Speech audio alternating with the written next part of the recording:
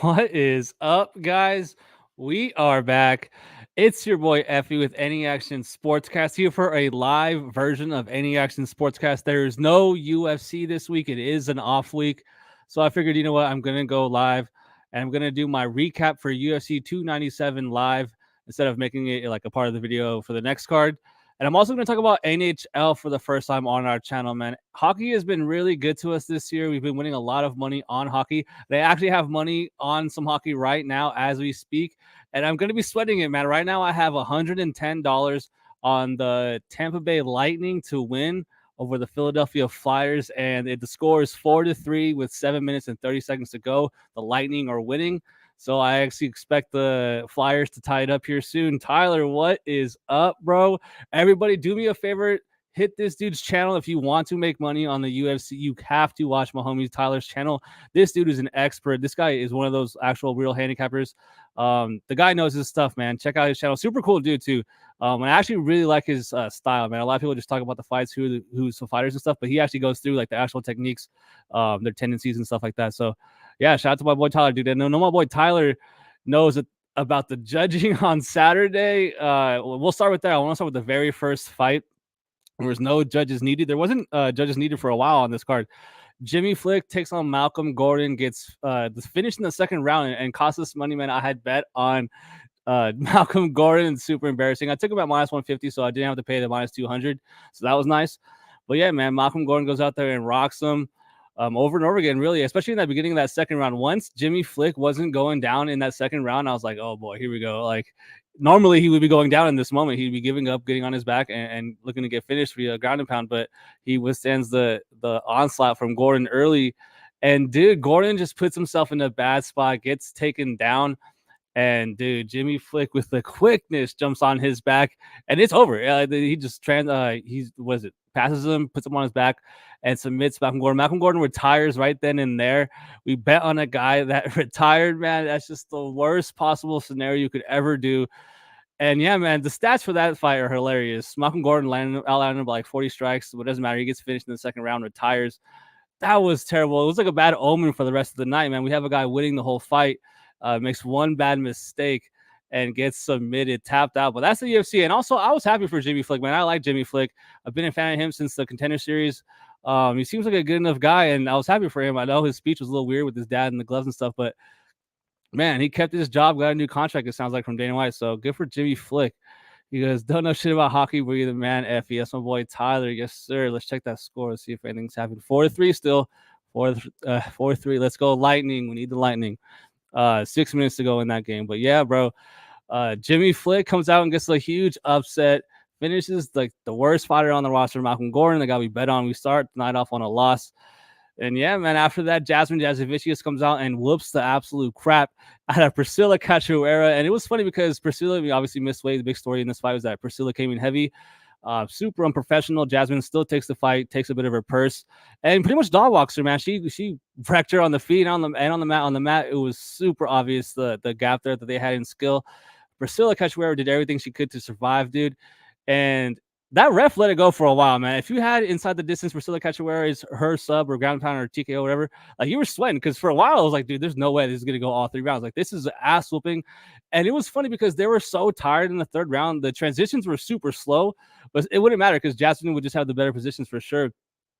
And making them, matter. Ends up getting the TKO finish and finishes Priscilla Cachoeira there toward the end. But man, that was a great performance. Priscilla got worked. Tyler says, had I known Gordon was going to retire, I'd have bet it on Flick. Dude, for real, 100%. I should have known something was up when Gordon got all the way to minus 210. I mean, he lost the fight, but I just was like, dang, should I hedge out? I could have made profit no matter what, like very small. I could have like hedged out and been green either way, but I didn't. I let it ride, and I was like, damn, I should have took that hedge, but I'm not really the hedging type. So yeah, man, it's crazy, and I get it, man. Get out of here. Like I was happy when he retired. I was like, fuck, get this guy out of here. Yeah, so I was happy he retired. Steven, what up, bro? He says that Vegas trip. Glad the Raiders, hired Antonio Pierce. Man, I was telling my buddies if the Raiders didn't hire AP, I was gonna boycott. I was gonna do a Max Crosby was gonna do. He was asking for a trade if they didn't get Antonio Pierce, and I was the same thing. I was like, man, I'm gonna be a Packer fan again. I was a Packer fan before the Raiders came, and my brother actually stayed a Packer fan. He didn't switch, and it sucks what happened to them. losing the way they did. But man, Antonio Pierce, I like him. I think he's gonna do good things for the Raiders. We need to get a quarterback for sure. AOC is not the answer. He reminds me of Iowa. Like watching him play quarterbacks, like watching Iowa football is terrible. But I like Antonio Pierce, man. I think he knows what he's doing for sure. At the the Englewood Rose. Yeah, fuck that name up. Flick came a long way since getting his tongue stuck out the flagpole. Dude, that fool does look like he has a little bit of that tism. He's on the spectrum for sure. But that dude can grapple, man. He's the white Habib. America, you have a Habib, and his name is Jimmy Flick. After that, another upset. Sam Patterson gets the weird naked choke in the first round over Johan Linnes. I didn't bet Johan Linnes, but I was very close to doing it, and I'm glad I didn't. And I actually picked him to win. I thought he was going to get the knockout, but man, Sam Patterson, his striking defense looked improved for sure, man. His big old head wasn't out there sticking back like it usually is, and the grappling was just too much, man. He showed he had an edge, and he looked good at the new weight class at 170 or welterweight. He looked way better than he did at 155. He pulls the upset, man. Congrats to everyone that had Sam Patterson. In hindsight, that one looked like an easy underdog. Whereas Jimmy Flick, he was getting his ass whipped. Sam Patterson pretty much lost 0 moments to that fight. He killed him. That was really good. I was shocked by that. I'll put it that way.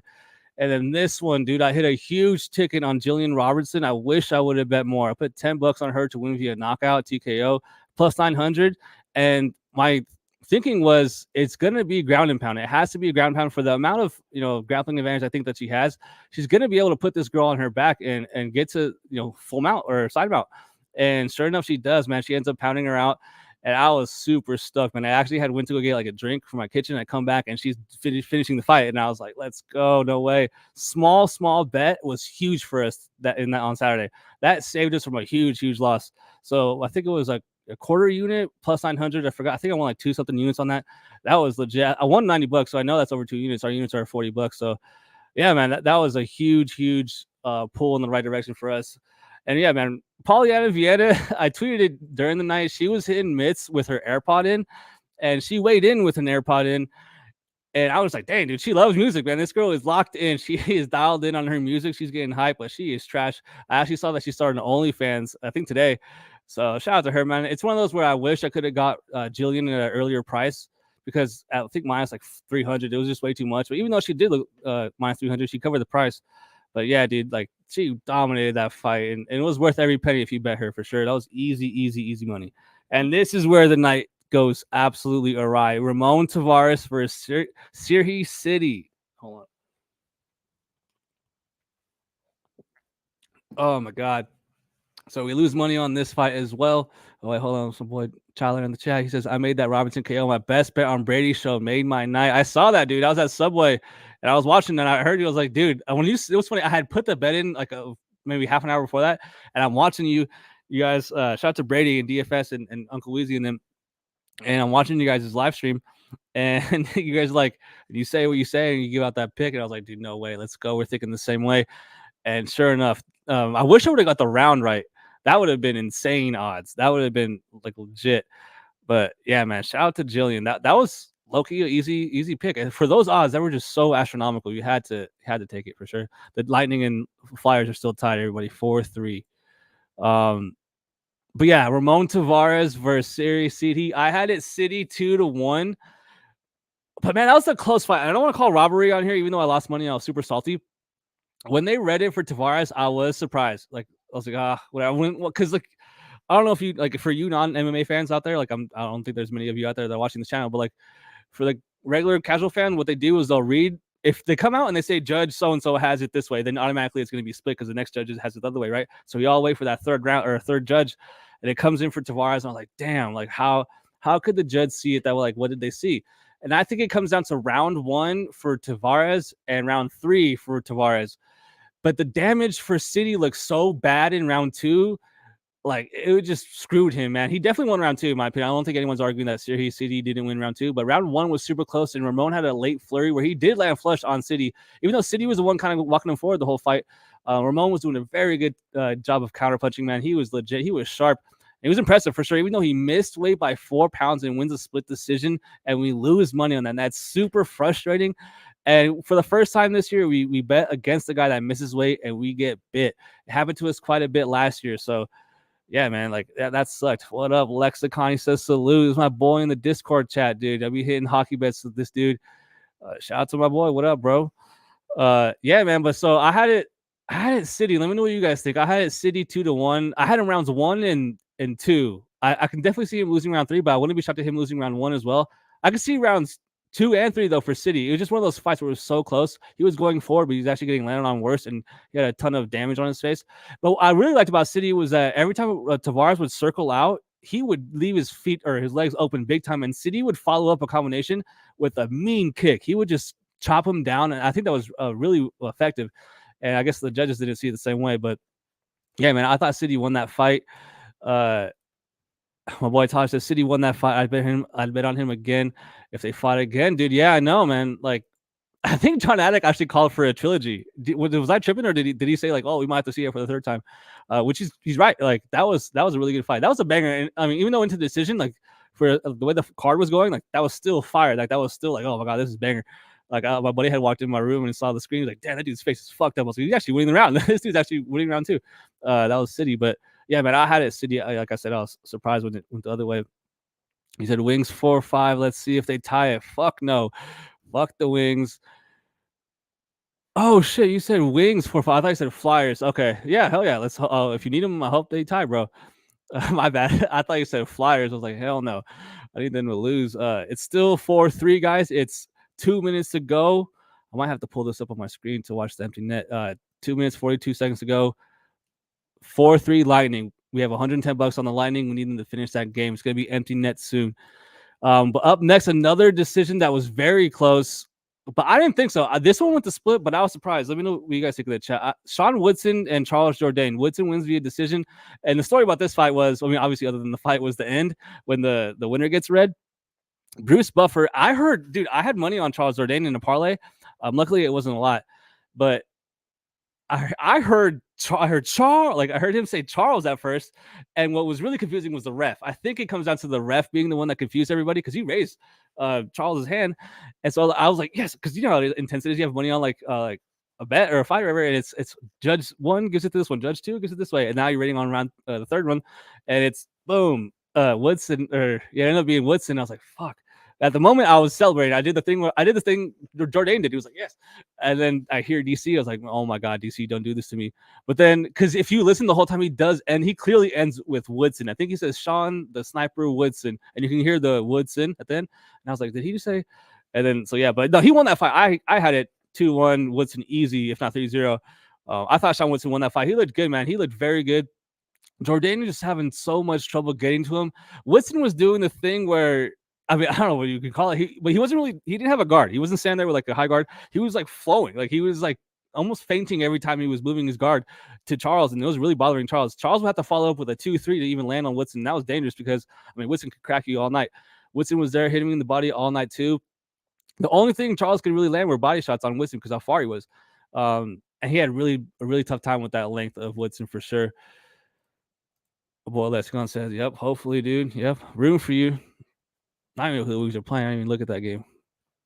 But yeah, I had it Woodson. I wasn't like surprised at that. And it's funny because at that time, that's one Malcolm Gordon, Johan Linnes, City, and Charles. So after the Charles fight, that's 4 in a row. Canada's own 4.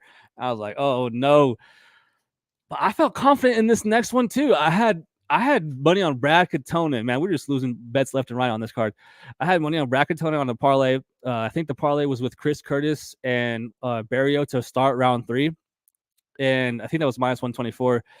Yeah, and obviously he loses the decision to Garrett Armfield. Now, I actually had to leave during this fight, so I had to rewatch it. So I only saw rounds 1 and 2.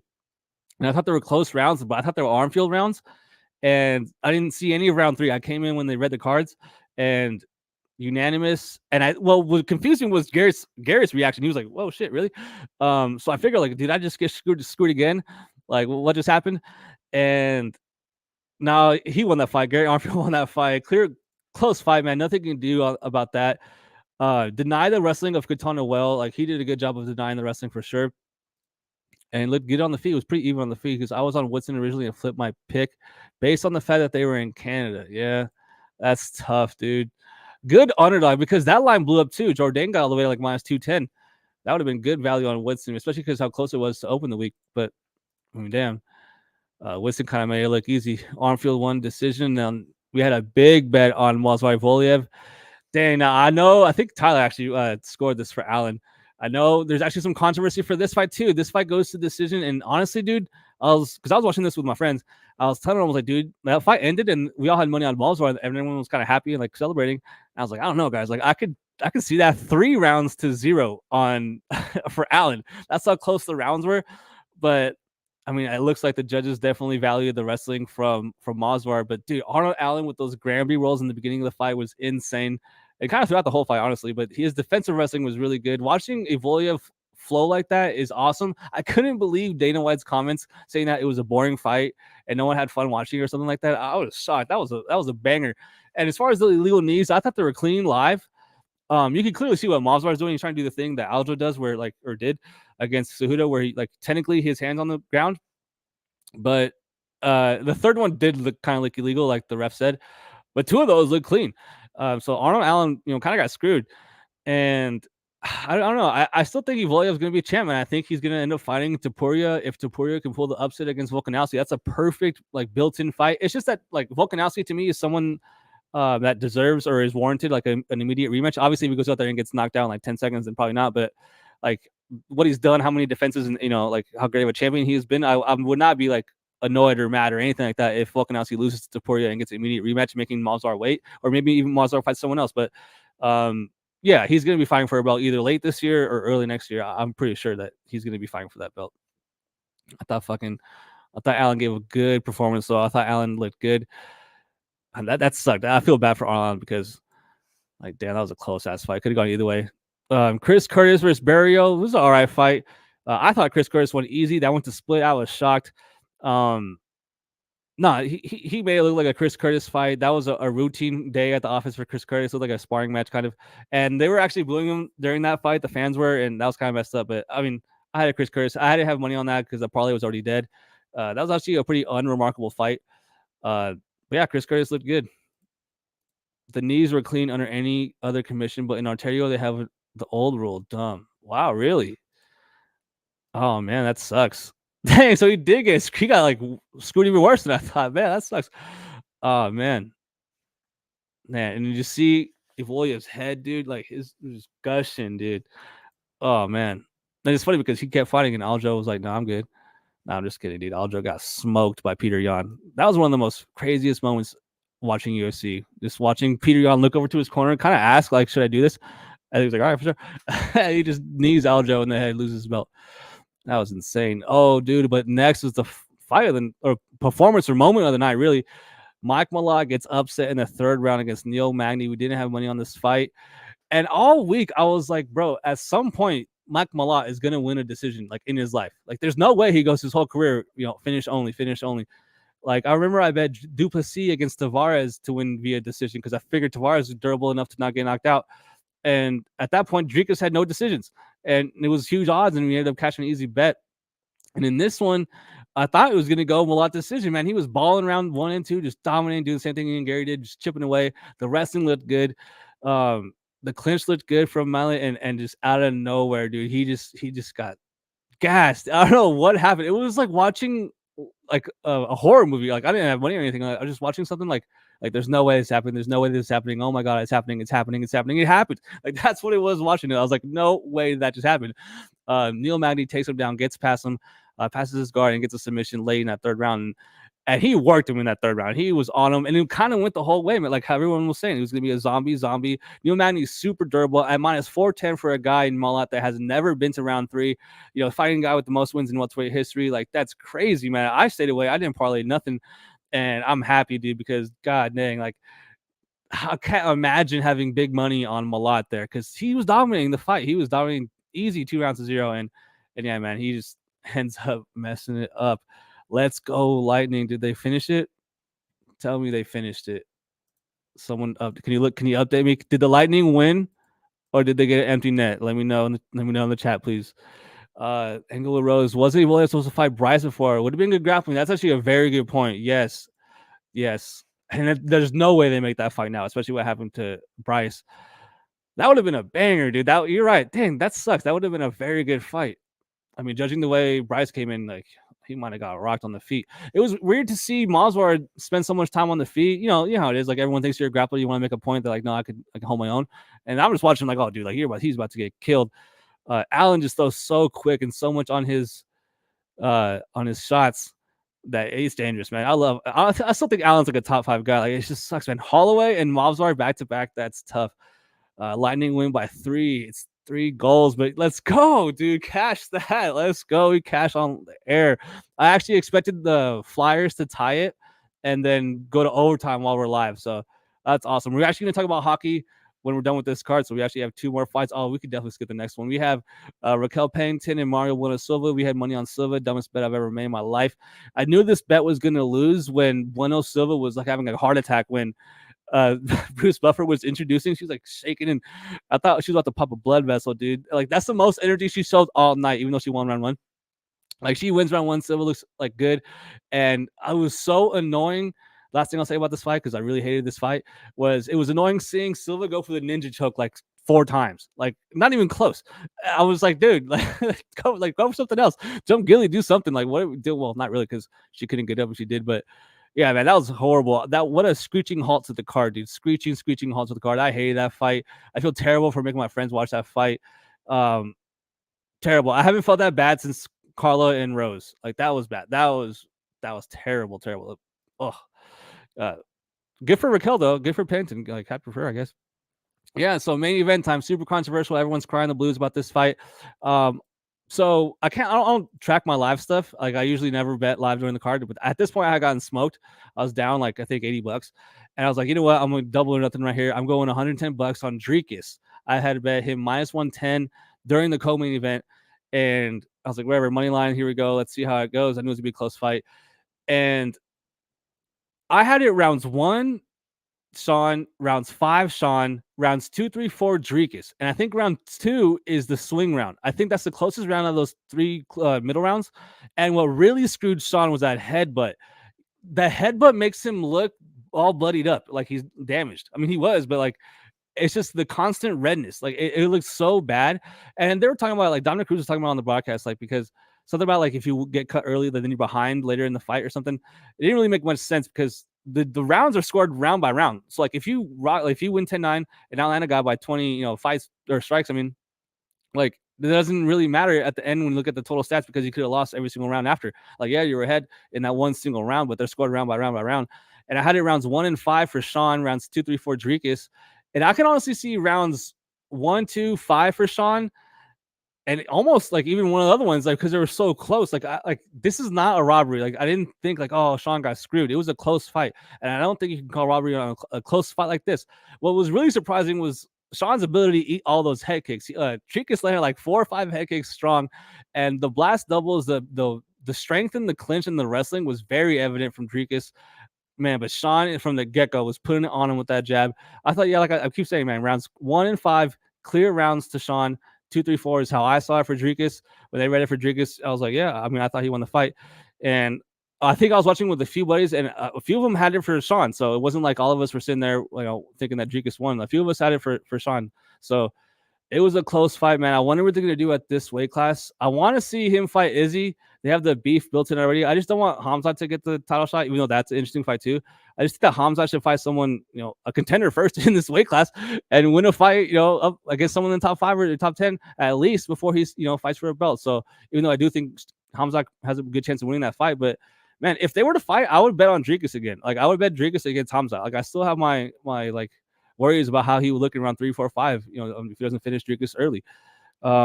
Tyler May says, I scored it 1-2. Yeah, see, 1, 2, and 5 for Strickland. Yeah, that's a very like defensible card. Like you can defend that card for sure. Like I think rounds 1 and 5 you can't really argue. Or maybe 5 a little bit if you're like a big Dricus fan. But 1 clearly, 1's the clearest round of the fight is clearly Sean. But yeah, rounds 2 is a swing round for me. And man, I gave it to Dricus. He goes, didn't have a bet on it, so it wasn't something like that. I only bet the overall on that one. Nice. Good cash, dude. Were you ever sweating it? Was there any moments where you're like, oh man, like this is close?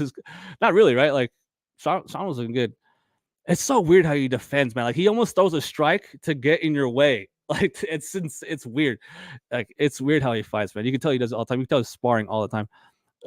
Egglewood Rose says Hamzat can go 5. Dude, I have my worry, like my questions, man. His pace is so crazy. He has a pacing problem. Like you could honestly argue Kamara won that fight too. If you watch that fight again, and Burns, like if you watch the Burns and Kamara fights, those are close rounds, dude. Like it's kind of crazy. Said don't didn't sweat the over at all. Yeah, you knew. Yeah, you knew. That's what's up. That's tight. But now it's time, guys, to not talk about MMA. I'm gonna do something I've never done on this channel. I'm gonna talk about hockey for once on this channel because, dude, honestly, we should probably be a hockey channel because I can't win in the UFC right now. I'm down, I think, 7 units this year after 2 cards. Like, are you kidding me? On the UFC, but on hockey, dude, we've been killing them on hockey. Today, like we talked about it on live stream, I had the Lightning -110 against the Flyers, money line 110 on them to win 100.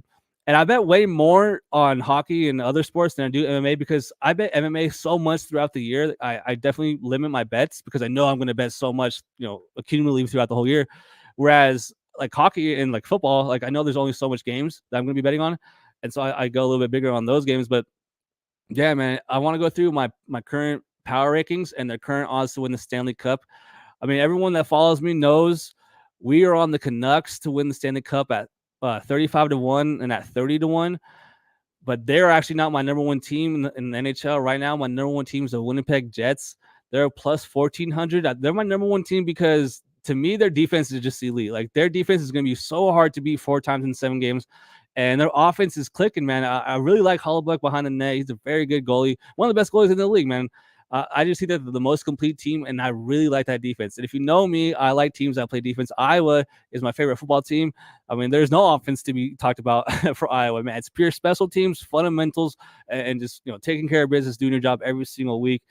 And that's how I like to watch my teams. Because Stanley Cup, isn't that the thing all the housewives are going over? Yeah, crazy over right now.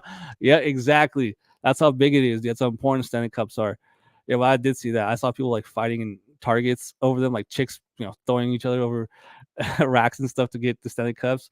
Boys, Cody Blood Money MMA bet says, "Let's go, Effie, sharp shit as always." Yeah, man, thanks. Shit, not really this year, down 7 units, but appreciate it. That's my boy, Cody. Cody's the homie, bro. It's all right, the rough start. We'll get it back, dude. Brick by brick. There's so many cards this year. It's you got to look at the big picture. Like definitely got to not bet people like Malcolm Gordon and Phil Haas in the future.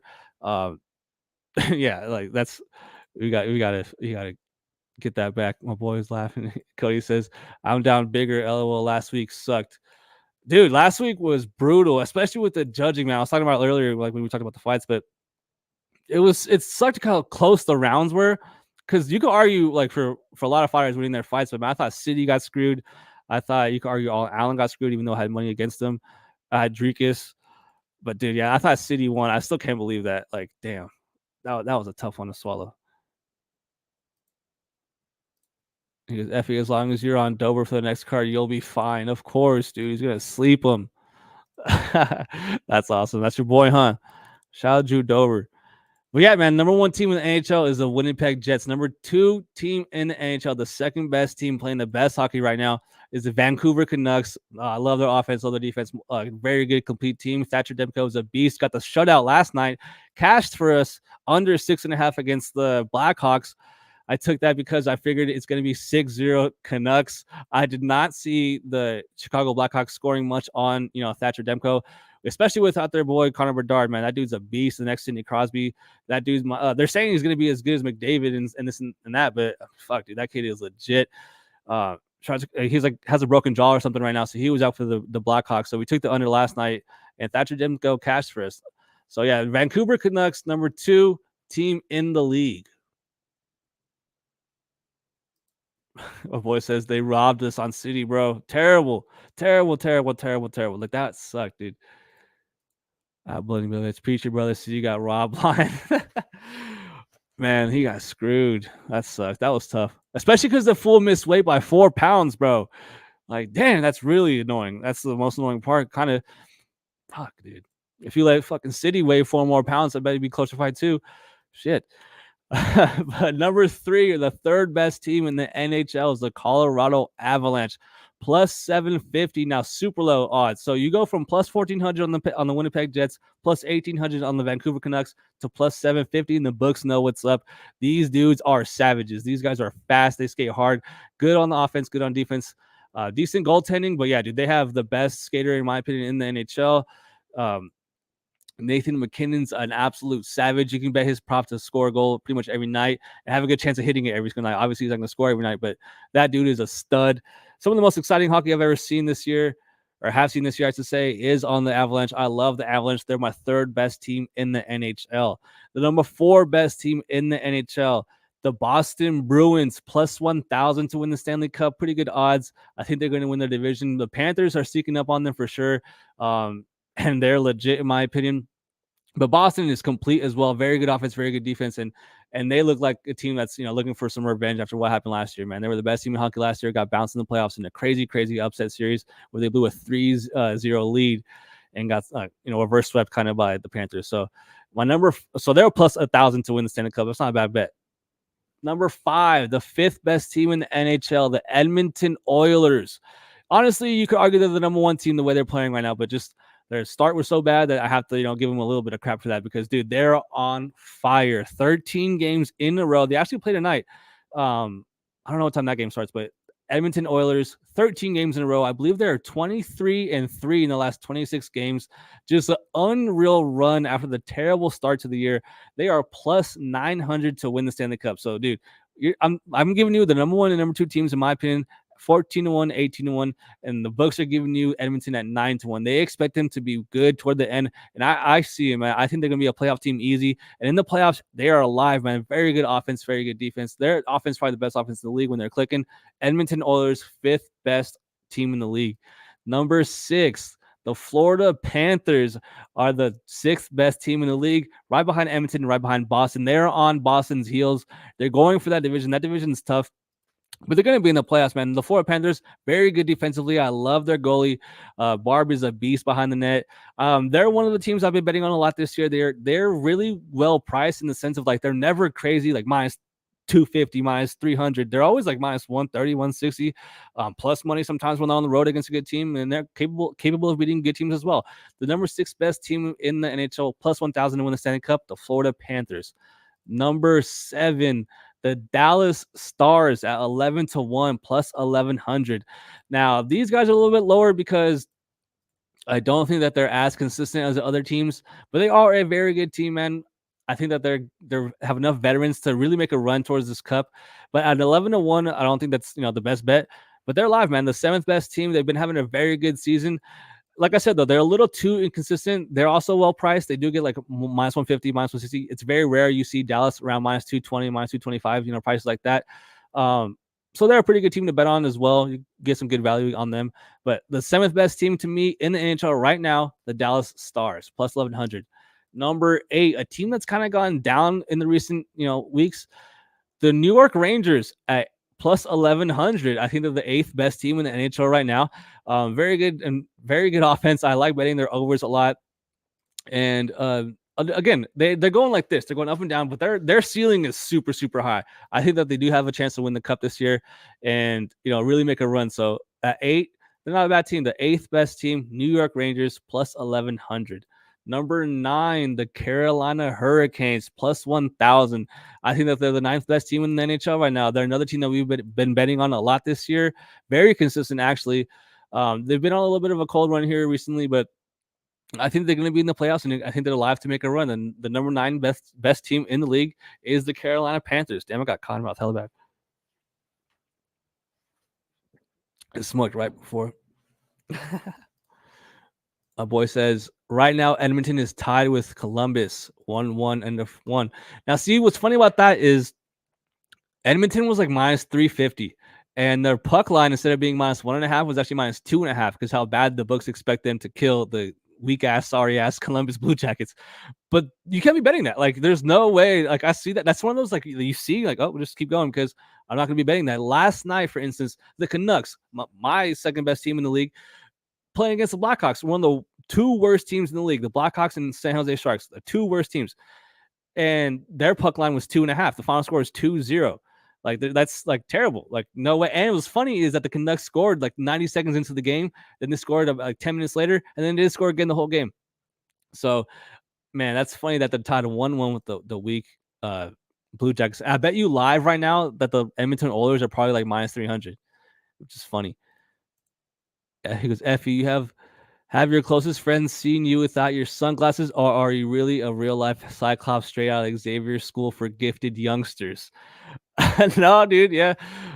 I rock the glasses probably I'd say 80% of the time I'm with my friends. Like if we're inside watching football or something, I'll have them off. But if we go out, I'll have them on. I'll take my glasses, man. I like my glasses. They're fire, huh? I did get some new ones. One time, I thought I lost them, but I had gotten super drunk and like hungover, and I misplaced them. And I was like, it was a day I was gonna record one of the shows, so I was like, oh man, I gotta go get new glasses. And I I went and bought a new set of glasses, and now I never wear those because I found my original ones. I was a fucking idiot because they are minus 370. Oh my god, that's crazy.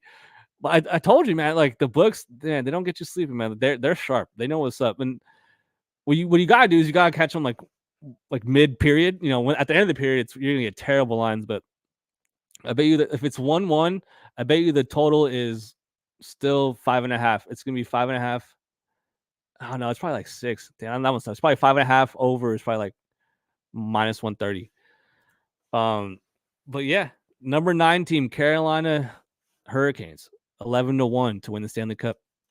And my number 10 team, they actually played today. Let me see if they won.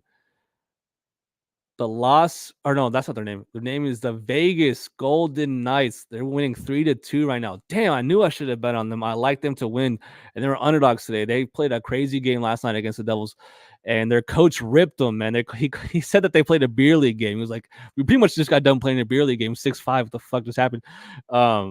Dude, they were down, or they went up 1-0, down 2-1, down 3-1, up 4-3, lose 6-5. Crazy game for the Knights, but they're my 10th best team in the league right now. Plus 1,000, plus 10-1 to win the Stanley Cup. Super hard to defend as a Stanley Cup champion. Probably not going to happen, honestly. They're my number 10 team because their start was so good. And when they are actually fully healthy, they are one of the better teams in the league. I should honestly probably not have them in my top 10. It's probably a little bit biased, but I just think that they're so good. They can beat anyone on any night. The number 10 team, which if I were to make the rankings today, I would take them out and put in the Lightning. Like the left like team that got left out was the Lightning, the Maple Leafs, and that's it.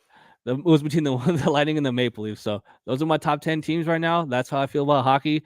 Yeah, man. So those are the teams that we're betting on. If you find any of those teams playing against some scrubs and it get you a good price, man, doesn't matter if they're on the road or all back to back. Bet those teams. So yeah, man. Let me know if you have any last words. I'm about to dip out. Probably watch this Oilers game. And yeah, man, shout out to the freaking Lightning, dude. Cash this again. It's $100 today, and we'll see what we're on the board for tomorrow. So yeah, man, thanks for watching. That's my recap for UFC 297 and my hockey talk episode 1. We'll try to get more topics and stuff like that as we do it. But I was like, man, I'm bored. It's like a boring week. There's no fights. I'm gonna go live for a quick bit. So good luck, everybody, and cash those bets, man. Peace, Tyler.